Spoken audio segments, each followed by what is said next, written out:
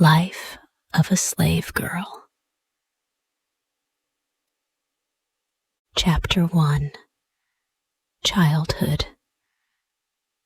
I was born a slave, but I never knew it till 6 years of happy childhood had passed away. My father was a carpenter, and considered so intelligent and skillful in his trade that when buildings out of the common line were to be erected, he was sent for from long distances to be head workman. On condition of paying his mistress $200 a year and supporting himself, he was allowed to work at his trade and manage his own affairs. His strongest wish was to purchase his children, but though he several times offered his hard earnings for that purpose, he never succeeded. In complexion, my parents were a light shade of brownish yellow and were termed mulattoes. They lived together in a comfortable home, and though we were all slaves, I was so fondly shielded that I never dreamed I was a piece of merchandise, trusted to them for safekeeping, and liable to be demanded of them at any moment. I had one brother, William, who was 2 years younger than myself, a bright, affectionate child. I had also a great treasure in my maternal grandmother, who was a remarkable woman in many respects. She was the daughter of a planter in South Carolina, who, at his death, left her mother and his 3 children free, with money to go to St. Augustine, where they had relatives. It was during the Revolutionary War, and they were captured on their passage, carried back, and sold to different purchasers. Such was the story my grandmother used to tell me, but I do not remember all the particulars. She was a little girl when she was captured and sold to the keeper of a large hotel. I have often heard her tell how hard she fared during childhood. But as she grew older, she evinced so much intelligence and was so faithful that her master and mistress could not help seeing it was for their interest to take care of such a valuable piece of property. She became an indispensable personage in the household, officiating in all capacities, from cook and wet nurse to seamstress. She was much praised for her cooking, and her nice crackers became so famous in the neighborhood that many people were desirous of obtaining them. In consequence of numerous requests of this kind, she asked permission of her mistress to bake crackers at night, after all the household work was done, and she obtained leave to do it, provided she would clothe herself and her children from the profits. Upon these terms, after working hard all day for her mistress, she began her midnight bakings, assisted by her 2 oldest children. The business proved profitable, and each year she laid by a little, which was saved for a fund to purchase her children. Her master died, and the property was divided among his heirs. The widow had her dower in the hotel, which she continued to keep open. My grandmother remained in her service as a slave, but her children were divided among her master's children. As she had 5, Benjamin, the youngest one, was sold, in order that each heir might have an equal portion of dollars and cents. There was so little difference in our ages that he seemed more like my brother than my uncle. He was a bright, handsome lad, nearly white, for he inherited the complexion my grandmother had derived from Anglo-Saxon ancestors. Though only 10 years old, $720 were paid for him. His sale was a terrible blow to my grandmother, but she was naturally hopeful, and she went to work with renewed energy, trusting in time to be able to purchase some of her children. She had laid up $300, which her mistress one day begged as a loan, promising to pay her soon. The reader probably knows that no promise or writing given to a slave is legally binding, for according to Southern laws, a slave, being property, can hold no property. When my grandmother lent her hard earnings to her mistress, she trusted solely to her honor, the honor of a slaveholder to a slave. To this good grandmother, I was indebted for many comforts. My brother Willie and I often received portions of the crackers, cakes, and preserves she made to sell. And after we ceased to be children, we were indebted to her for many more important services. Such were the unusually fortunate circumstances of my early childhood. When I was 6 years old, my mother died. And then, for the first time, I learned, by the talk around me, that I was a slave. My mother's mistress was the daughter of my grandmother's mistress.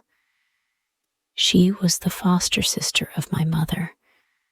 They were both nourished at my grandmother's breast. In fact, my mother had been weaned at 3 months old, that the babe of the mistress might obtain sufficient food. They played together as children, and when they became women, my mother was a most faithful servant to her whiter foster sister.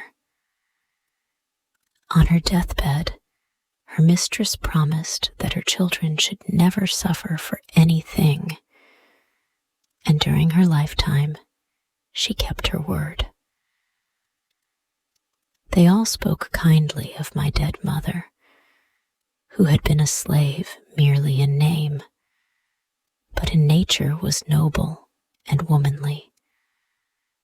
I grieved for her, and my young mind was troubled with the thought who would now take care of me and my little brother. I was told that my home was now to be with her mistress, and I found it a happy one. No toilsome or disagreeable duties were imposed on me. My mistress was so kind to me that I was always glad to do her bidding, and proud to labor for her as much as my young years would permit. I would sit by her side for hours, sewing diligently, with a heart as free from care as that of any free-born white child. When she thought I was tired, she would send me out to run and jump, and away I bounded to gather berries or flowers to decorate her room. Those were happy days, too happy to last. The slave child had no thought for the morrow, but there came that blight which too surely waits on every human being born to be a chattel. When I was nearly 12 years old, my kind mistress sickened and died. As I saw the cheek grow paler and the eye more glassy, how earnestly I prayed in my heart that she might live. I loved her, for she had been almost like a mother to me. My prayers were not answered.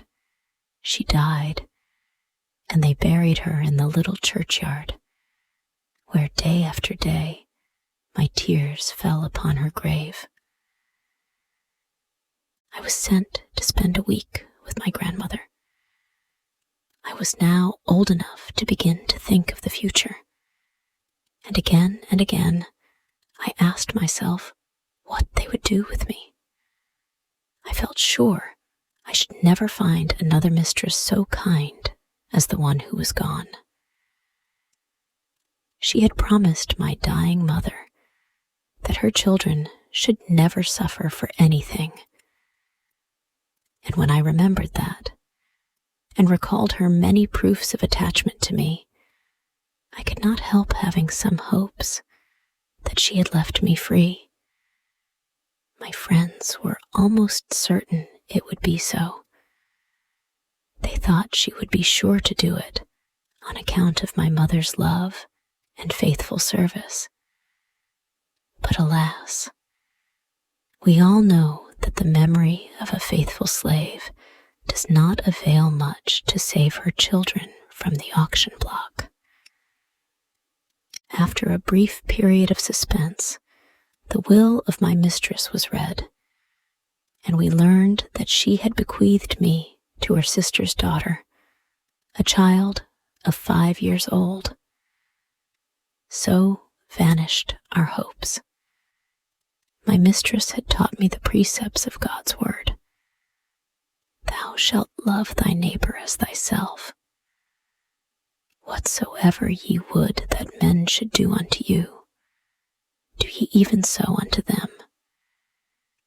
But I was her slave, and I suppose she did not recognize me as her neighbor. I would give much to blot out from my memory that one great wrong. As a child, I loved my mistress, and looking back on the happy days I spent with her, I try to think with less bitterness of this act of injustice. While I was with her, she taught me to read and spell. And for this privilege, which so rarely falls to the lot of a slave, I bless her memory. She possessed but few slaves, and at her death, those were all distributed among her relatives. 5 of them were my grandmother's children, and had shared the same milk that nourished her mother's children. Notwithstanding my grandmother's long and faithful service to her owners, not one of her children escaped the auction block. These God-breathing machines are no more, in the sight of their masters, than the cotton they plant or the horses they tend. And now this story ends. Hey, thank you so much for listening to the whole story. If you liked this story and want to thank me for creating this story, then you can buy me a cup of tasty coffee. Just join our YouTube channel and be an official member of our family to support us for making even more interesting story videos for you every day. You know, it takes a lot of effort, research, and money to find and buy premium contents, and to writing, creating, editing, organizing, and publishing every single video, which could melt your hearts or could be one of the most interesting stories of all time. So, hit the like button to save this video. And most importantly, subscribe to our YouTube channel to learn English by watching super interesting English stories every day. Thank you.